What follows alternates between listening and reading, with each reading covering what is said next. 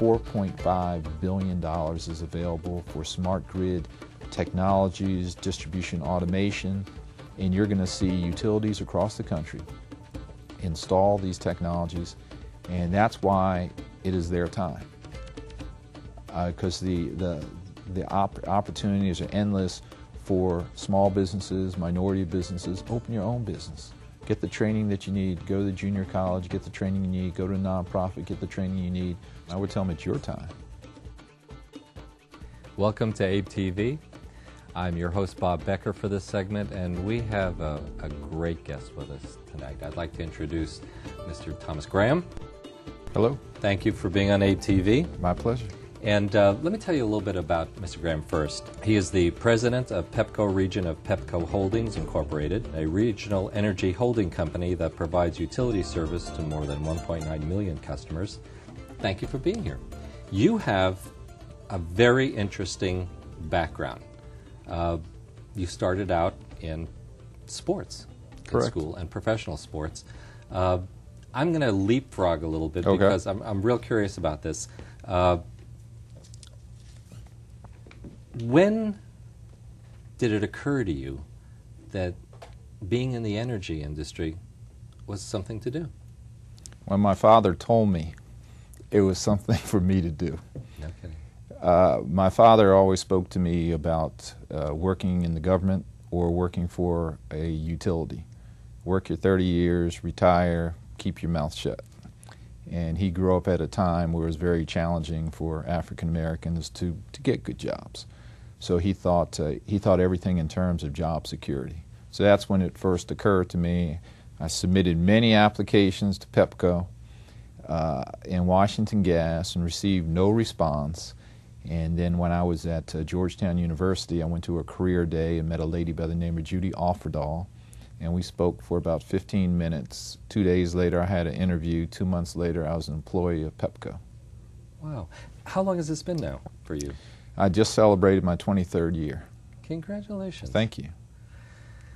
So we know that many of us have experienced that when dad or mom says, get a real job.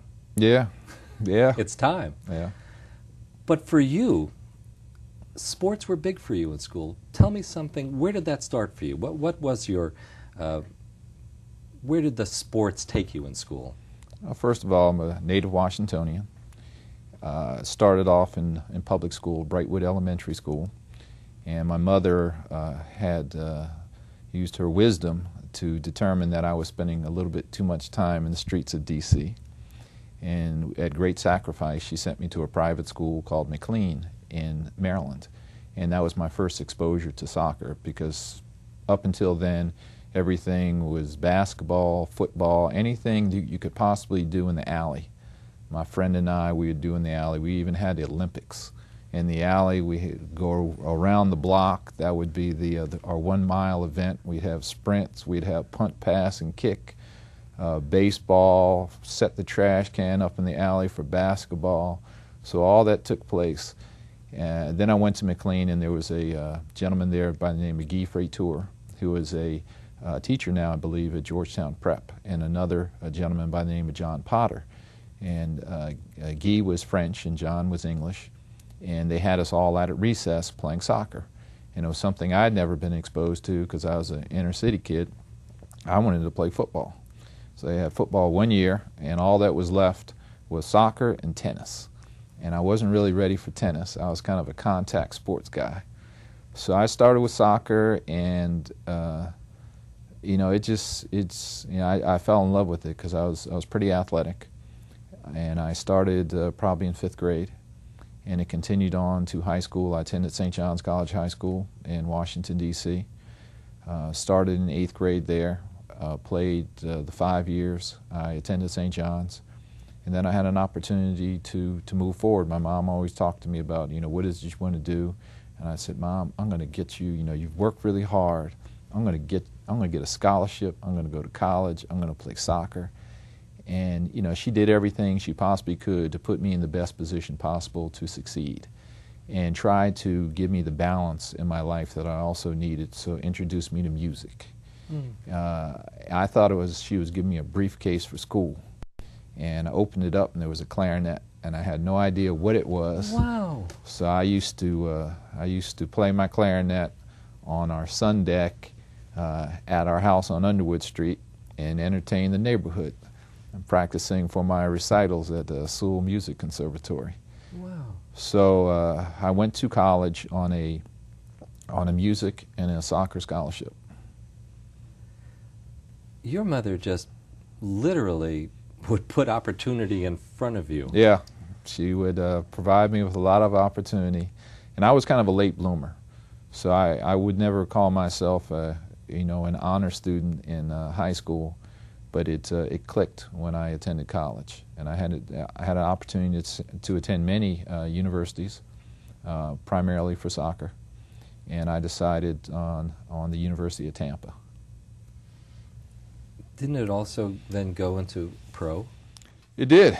It did. I was very fortunate. The coach my freshman year was his first year as well, Jay Miller, and he was the coach of the junior national team. And he brought in a lot of players from the junior national team. And as it turned out, my junior year we were national champions. And my senior year I had an opportunity to play for the Tampa Bay Rowdies. Unfortunately, the first day at camp, I broke my hand, and I would say that was very disappointing for me. And I was depressed. But there was a gentleman by the name of Dennis Violet, and Dennis was an English coach, and he coached a team in another league called the American Soccer League. And Dennis sent me a note. He said, "I had an opportunity to see you play. Very sorry to hear about your hand, but when your hand gets better, come see me." So I hung around college for a little while. Also had an opportunity to play on the U.S. Olympic South team. So my college experience was very fulfilling, but more so from the athletic perspective. You start in high school and you start to build a foundation for education and start to develop what you feel you have a passion for, and that continues on in college. And you continue to develop and lay that educational foundation, and also develop the discipline that you need. As an athlete, you have to be very disciplined in what you do. I don't buy into the dumb jock piece, obviously, because I'm a jock myself. But it gives you everything that you need to move forward. So I had the opportunity to play for the Jacksonville T-Men. We were league champions my first year there. It was a different experience. Tampa and Jacksonville were a lot different than D.C. They were not as open to diversity, I would say. So my 6-7 years down in Florida were, they were kind of rough at times. But I came home. My mother had experienced a minor heart attack. And so at that point I decided I wanted to come back. There was a team that wanted to sign me in Dallas.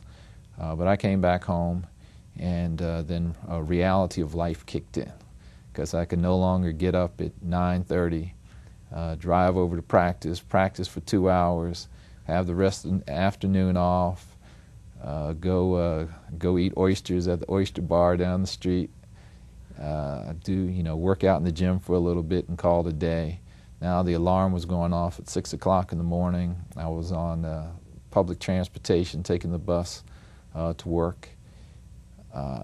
And then the day was over at 5 o'clock, but I was still very much focused on soccer. So usually in the evenings I played. And then I also had the opportunity to coach at Georgetown University for about 20 years. So it kept me busy, and as my career was moving at PEPCO, I was also continuing my soccer dreams. Wow. There's obviously there are parallels. You said it, and you said something that I think is very telling. You talk about your passion. Sure. Whether you're on the field or you're in the business field, right. You're on the field. That's right. And there are challenges, whether in D.C. or down in Florida. You have issues all along the way and challenges there. Fans and not fans. True. When did the passion for the energy business, aside from your father saying, "Yeah, do something here," yeah, get a job. When did it kick in for you? that all of a sudden you thought, there's some significance here? Now, I'd say there are three really important aspects of being successful in your career. One is you must have a mentor. And I've had 3 or 4 really important people that have had an impact on me. My first supervisor who hired me, Jim Doherty, he was tough, but he taught you work ethic, and kind of continued that on from my soccer background, that you had to work hard in order to achieve what you wanted. But everybody works hard, so you have to do more than that. So then I had to learn that you had to define your own career. And if you don't define your career, it'll be defined for you. And my guess is you would prefer you make that choice as opposed to someone else. And then the final piece is really letting people know what your desire and your aspirations are. And it's hard for people to just tell you no. And if you ask them for assistance in moving your career forward, or anything else that you have an interest in, chances are they're gonna try to help you to the best of their ability. So you put those 3 pieces together, and at least for me, my career came together that way. Had a big break, and actually at 2 points in my career, I didn't have a job at PEPCO. We were in the middle of reorganizations. It wasn't clear where I was going to be. I recall them passing out envelopes one day, and if you received one color envelope, you had a job at PEPCO. If you received another color envelope, you had a job at our unregulated business, PEPCO Energy Services. And if you received the other envelope, you weren't at PEPCO, and you weren't at PEPCO Energy Services. So I was headed to PEPCO Energy Services, but it just so happened I had applied for a position in design and construction, and I was selected to be manager. So Ed Ryan was my next big leap in the company. And then there was another period of time that I didn't have a job, and Beverly Perry took me aboard in government affairs and public policy. And then as I continued the progression of my career, I started to seek outside counseling, and David Owens at AABE and also at EEI was able to assist me, and it worked out because David's son, Kenny, was a student athlete at Georgetown University. So I coached Kenny for 4 years, had an opportunity to build a relationship with David. And David, to me, is one of the real driving forces for the American Association of Blacks in Energy, because for one of the first times since I've been associated with the organization, he's provided them with a real agenda and a real force in opening doors that really haven't been open to the organization before. So it's an exciting time to be part of AABE, and it's an exciting time to be part of the energy industry. Was that your first awareness of AABE was through David Owens? No, actually, my first week at PEPCO, a gentleman by the name of Charlie Gray and Gwen Hawkins, they took me to the side, they took me to lunch, and as a new employee, they were, kind of teaching me the ropes of PEPCO, and part of that conversation is you have to be part of AABE, and that's really where it started.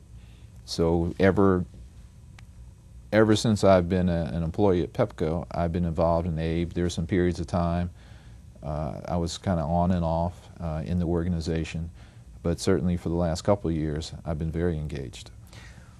I'm curious. Here you are learning the ropes. Yes. At PEPCO, and however they wove it in, they said, you really need to be a part of AABE. Do you remember what it was that they said that you went, I see value here? Do you remember? Well, the real value had to do with there weren't many minorities in our industry, and certainly not many minorities in leadership positions. So the opportunity to be involved in AABE and take advantage of the networking opportunities and meet people across the country that are in leadership positions to show you that, if this is what you want, you can be there because there are other people there and they've walked this path before you've walked it. So it's not new terrain, it's not new territory for you. So the passion started to build for me within the organization, but also in the industry, and never really driven towards money. And a lot of people, a lot of youth who come up, they're very focused on how much money they can make, how much they can get. And you look at professional athletes, they see the money, they see the bling, and that's important. But what you're also talking about is job security, and you're also talking about really making a difference. And that's really what I enjoy about my position today, because I can make a difference in the community that I grew up in.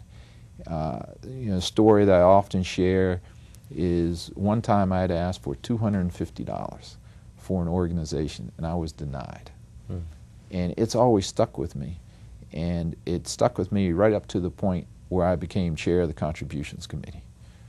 And it meant a lot, and I was delivering a check to Prince George's Community College for $50,000. And they were thanking me, and I said, no, you don't have to thank me. I'm thanking you, because I'm thinking back to when my $250 request was denied, and now I chair corporate contributions for my company. And so it means a lot. And when you're able to, when you spend as much time in the communities I spend, and you're able to see some of the needs that are going on, and now you have the ability to impact that, it's very helpful, it's very gratifying for me. And I wrote a note to myself years ago, and the note was, how can you make a difference today?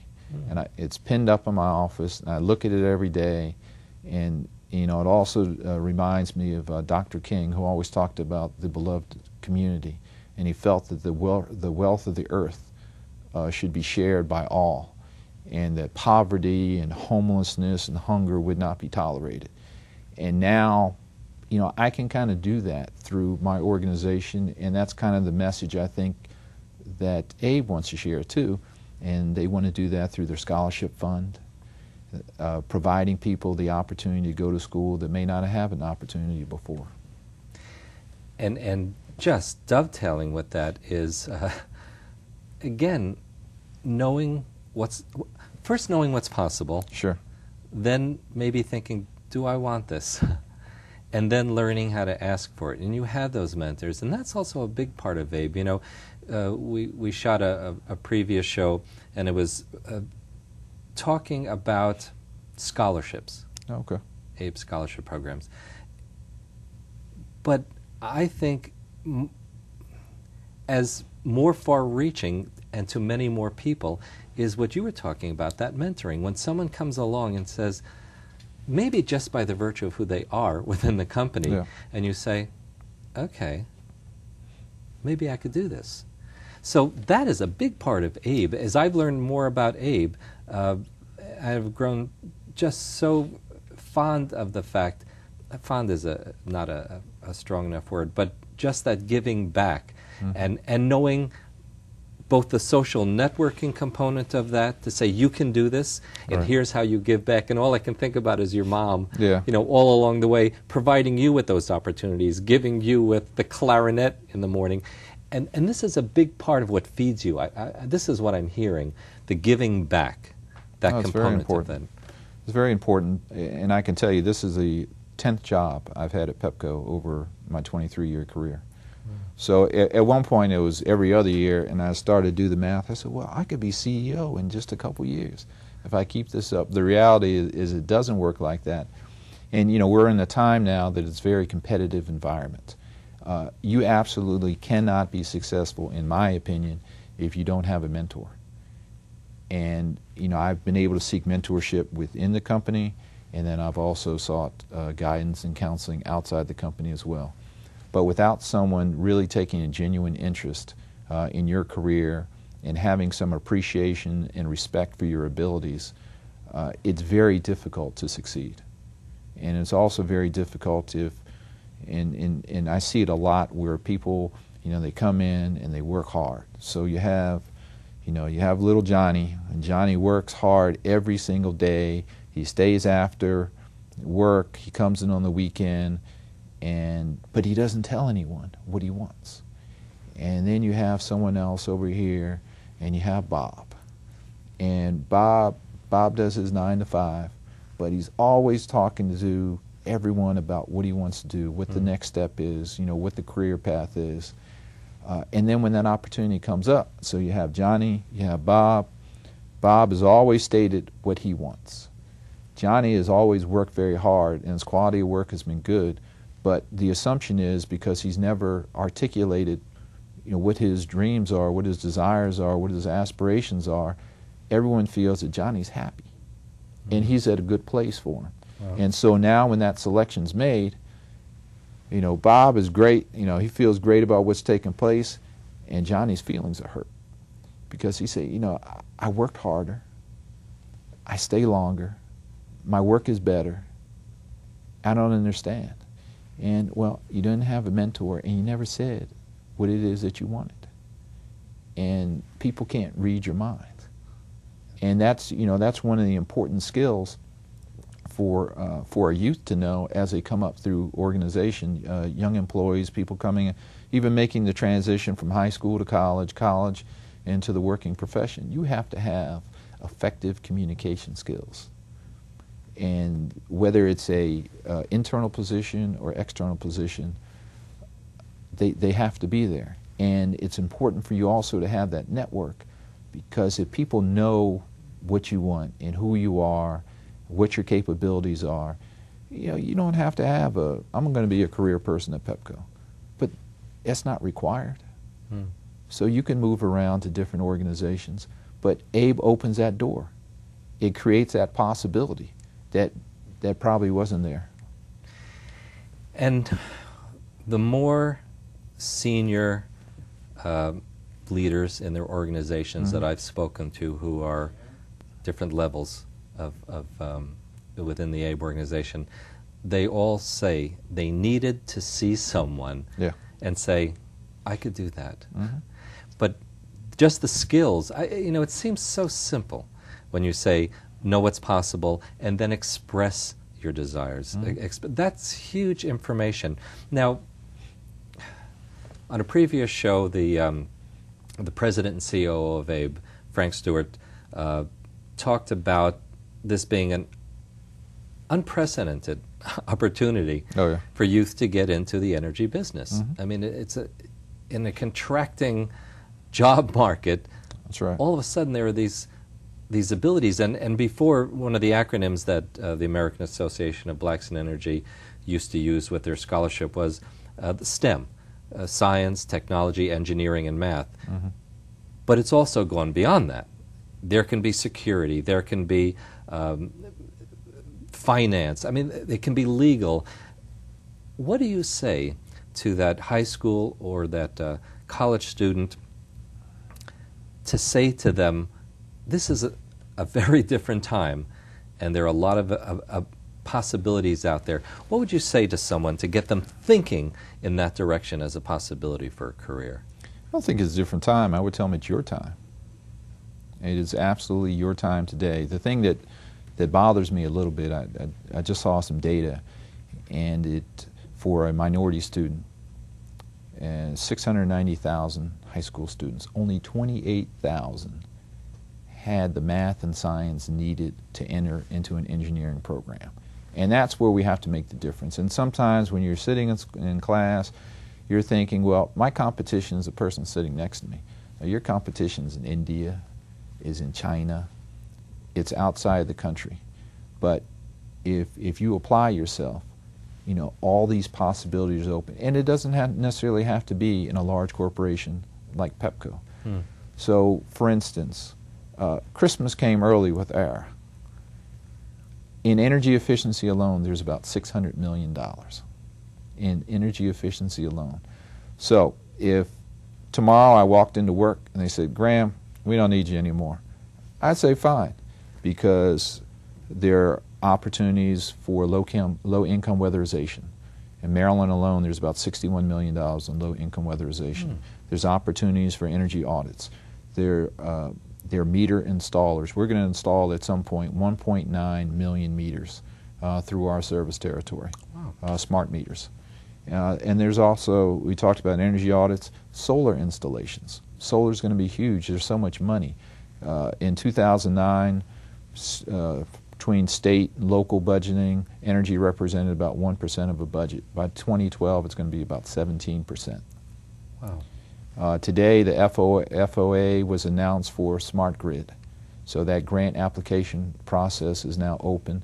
$4.5 billion is available for smart grid technologies, distribution automation, and you're going to see utilities across the country install these technologies, and that's why it is their time. Because the opportunities are endless for small businesses, minority businesses. Open your own business. Get the training that you need. Go to the junior college, get the training you need. Go to a nonprofit, get the training you need. Start your own business. Go to D.C., go to Maryland. I'm ready to work. This is very exciting. I mean, this is not a fairy tale, and this is not a nice to think could happen. It's happening, is what you're saying. No, absolutely. It's unfolding before you. I just spoke at a conference in Hershey, Pennsylvania, and just talked about the evolution of our business. There will not be a greater technological advancement than we have right now with the smart grid. And there's so many options available and opportunities available with respect to the smart grid. And I'm excited. I think it's going to be great. It's going to be great for the business. It's going to help our customers.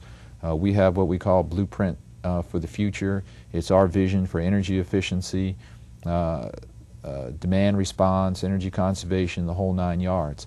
And now with the funding available, because that's always been a hurdle, because the cost to implement those programs would ultimately be passed on to our customers. But now in the District of Columbia, we're looking at a project that'll cost about $60 million for smart grid. Well, you can cut that in half if you're able to submit a successful application. So now that's half the cost that comes out, but what it does, it opens the doors for energy conservation, demand response, better customer service, all things that customers are asking for. It's available today. I love the way you said it. This is your time. It is. Thank you. I think there's been a lot of information. There's a lot of heart and soul in what you talked about, and I think you've laid the groundwork for what can be. Dare to express your desires and acknowledge your passions. No, absolutely. Thank you so much. My pleasure. Thanks for joining us on AABE TV today, and this has been a great half hour for me. I hope a lot of you got the sense of what's possible now, and I think what was so terrific, as our guest said, it's not that now is a good time. This is your time. So take advantage. Go to our website at www.aabe.org and check out to see what we can do for you to help energize your career, and what you might want to be able to do to acknowledge your passions and energize your own career and take on a part of that service module as well. So thank you for watching, and AABE always says, AABE is about energy knowledge for our community, our people, and our tomorrow. So be knowledgeable, be happy, and energize your career. And thanks for watching.